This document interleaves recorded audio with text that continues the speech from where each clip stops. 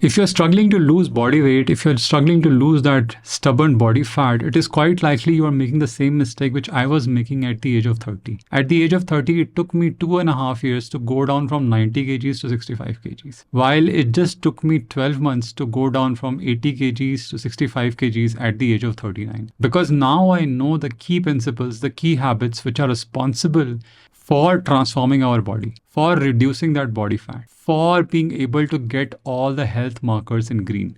These are nothing but a set of habits that you implement in your lifestyle. And some of these habits are also backed by scientific research. In this video, I'll walk you through these 10 habits, which will make it very, very easy for you to go down from 40% or 30% body fat to 15% body fat in the next 12 months or so. The number one and the most important habit is calorie tracking. This is where most of the people are making mistakes. This is the habit, if you don't understand, you will give up on your goal eventually. This easily impacts your transformation by 80 to 90%. And it is not a rocket science. It is just a simple law of thermodynamics, which says that energy cannot be created, cannot be destroyed. It can only be transformed from one form to the other. In order to run your body, you need energy. If you give it the same amount of energy, you will maintain the body weight. If you give it more energy, it will store in the form of fat. If you give it less energy, it will use the fat as a source of energy to survive. It's as simple as that. There was a study done to understand the impact of tracking calories on the weight loss or fat loss. And as you can see from the chart, people who were tracking their calories consistently were able to lose weight for sure every single time. So there are two things that we have to understand here, calorie in and calorie out. Calorie in is basically whatever you're putting inside your body. If you're able to track it accurately, you will be able to see results very, very clearly. When it comes to burning calories, our body burns calories in 4 different ways. Number one is the thermic effect of food. Whatever food we consume in our body, it takes some energy to convert it into a form which is digestible by the body. Protein, for example, takes the most amount of energy when compared to carbs and fat to get digested in the body. The second way we burn calorie is through NEAT, also called as non-exercise activity thermogenesis. So when you're tapping your fingers, when you're fidgeting, when you're just moving around, you're burning calories even without doing any exercise. NEAT actually goes down as you give your body less calories than what it actually needs. The third way our body burns calories is through resting energy or basal metabolic rate. This is the energy that the body needs to digest food, to repair some of the cells in the body and other critical functions. This is where our bodies burn the maximum amount of calories, and it depends on our age, our height, our gender, and our body weight. The fourth way our body burns calories is through movement. When we exercise, when we walk, when we go to gym, when we do cardio, we burn calories. But the amount of calories that we burn through these activities are much lower. To give you an example, one slice of pizza is roughly about 300 calories. And in order to burn 300 calories, you have to walk for at least 90 minutes. And if you have consumed 6 slices of pizza, you can do the maths, how long will it take to digest or burn those calories? Because resting energy and active energy are the two most important ways in which we burn calories. We have to track them very, very closely. In order to track your active energy, you can use any fitness watch, any fitness bands, which gives you a rough idea of the number of calories that you're burning. You can calculate your resting energy by just going to ChatGPT, entering your height, entering your age, your gender, and your body weight. The second most important habit is to track your protein intake. There was a research which was done on the role of protein in weight loss and maintenance, which says that several meta-analyses of shorter-term, tightly controlled feeding studies showed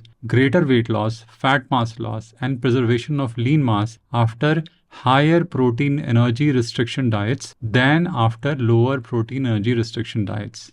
But that does not mean that you only have to eat protein and not eat any fat or carbs. What you have to understand is that all 3 macros are important. What personally works for me is having a medium carb, high protein and low fat diet.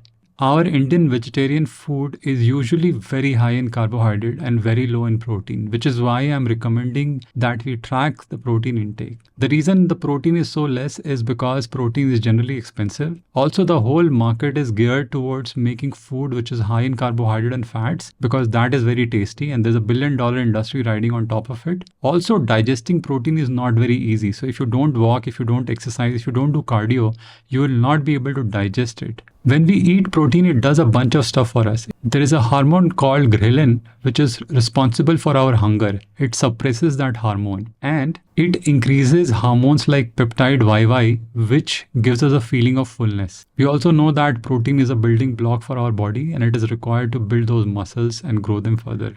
World Health Organization recommends having 0.8 gram of protein every kg of body weight. If you are an Indian vegetarian or an vegetarian, struggling to figure out how to get so much of protein in your diet, these are some of the sources that you can consider including in your nutritional plan.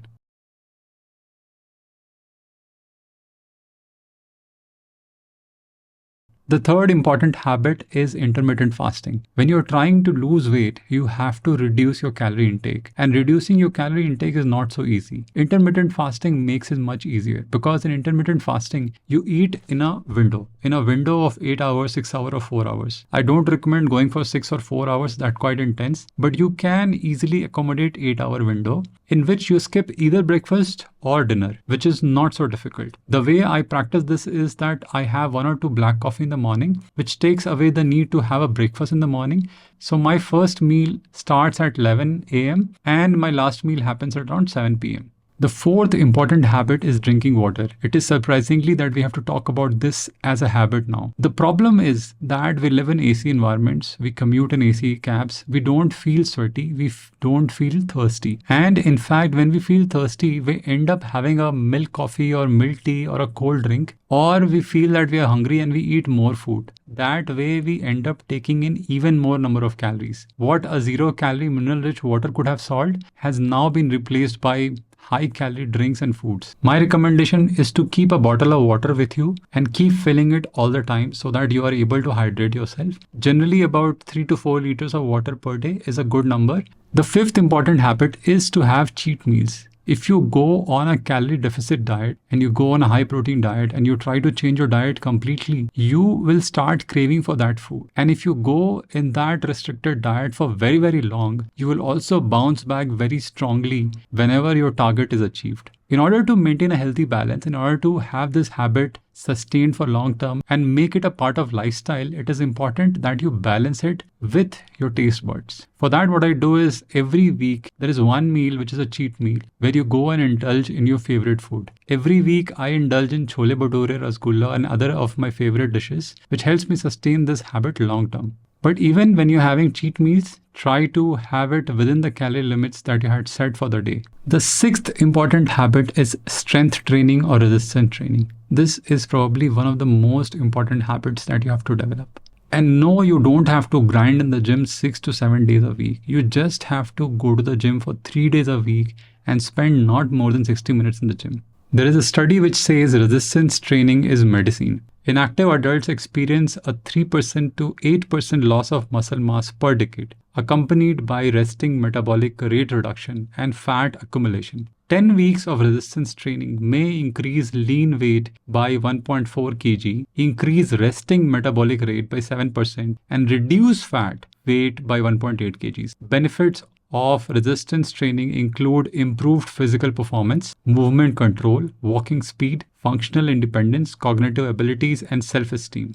Resistance training may assist prevention and management of type 2 diabetes by decreasing visceral fat, reducing HbA1c, increasing the density of glucose transporter type 4, and improving insulin sensitivity. Resistance training may enhance cardiovascular health by reducing resting blood pressure, decreasing low-density lipoprotein, cholesterol, and triglycerides, and increasing high-density lipoprotein cholesterol. Another advantage of strength training is that it not only burns calories when you are working out in the gym, but it also burns calories when you're sleeping, when you're resting, because your body is now working on repairing those muscles that you worked on. When it comes to strength training, focus on your bigger muscles, not on smaller muscles, because smaller muscles are anyway engaged when you're working on the bigger muscles. Your bigger muscles are your leg, back, and chest. Your smaller muscles are your biceps, triceps, and shoulders. Another thing that you have to focus on strength training is to avoid any injury. So go slow, don't do ego lift. Even if you're not able to increase your weight in the next 3-4 months, that's completely okay. Look at a longer time horizon and increase your plates slowly and steadily. My gym plan is very simple. I go to the gym 3 times a week, and each of these days I target the larger muscles and I pick up one small muscle every time, which will be bicep on one day, tricep on another day, and shoulder on the third day. I keep a gap of 1 day between 2 sessions, and on this rest day, in which I am not working out, I try to complete my 10,000 steps. The seventh important habit is sleeping properly. If you take care of nutrition, if you take care of your exercise, but you don't sleep properly, you're not again going to see the results because your body is not getting enough time to repair itself. Dr. Matthew Walker, who is a British scientist, author, and professor of neuroscience and psychology at University of California, Berkeley, has published a book, Why We Sleep, who talks about if you don't sleep enough, you're exposed to diseases like heart attacks, stroke, cancer, and diabetes. And it is only when you sleep enough, you reduce your risk of being obese or suffering from any of the above diseases. I personally try to have a consistent 7+ hours of sleep in my schedule every single day, and I would recommend the same to you. The eighth most important habit is walking. Walking is a very simple exercise. If you just walk for about 60 minutes, you will burn somewhere between 200 to 250 calories. And in this walk, you can of course have a podcast, or you can listen to your favorite book, or you listen to music. And if you choose to walk without a device, it will also help you calm down. It will work like a meditation. The British Journal of Sports Medicine has looked into the relation between number of steps that you do and the mortality rate. And they conclude that any amount of daily steps above referent 2200 steps per day was associated with lower mortality and incident CVD risk for low and high sedentary time. Accruing 9,000 to 10,500 steps a day was associated with the lowest mortality risk independent of sedentary time. For a roughly equivalent number of steps per day, the risk of incident CVD was lower for low sedentary time compared with high sedentary time. The ninth important habit is lifestyle habit. Our environment will eat our willpower for breakfast. Nobody has a very strong willpower, and if you rely on willpower, it is quite likely that you will not be able to achieve your goal. You have to design your environment in a way that it supports your goal. You have to keep all that sweet, all that packaged food, all that drinks out of your fridge, out of your house. If you are into alcohol, get out all alcohols from your house. And you should only have these things in your cheat meal, as I discussed earlier, where you can go and indulge and have your favorite food, have the alcohol, but not in your day-to-day life. Because as I said, our willpower is not so strong. When we see that cold drink in the fridge, when we see that sweet in the fridge, when we see that alcohol in the fridge, we will not be able to resist ourselves. The last and the most important and my personal favorite is tracking habits. What happens when we try to transform our body? It happens over a long period of time. And in this long period of time, we tend to lose motivation when we start seeing plateau. You would hit a time when your weighing scale will stop showing any change in weight, any change in body fat, which is where tracking helps a lot.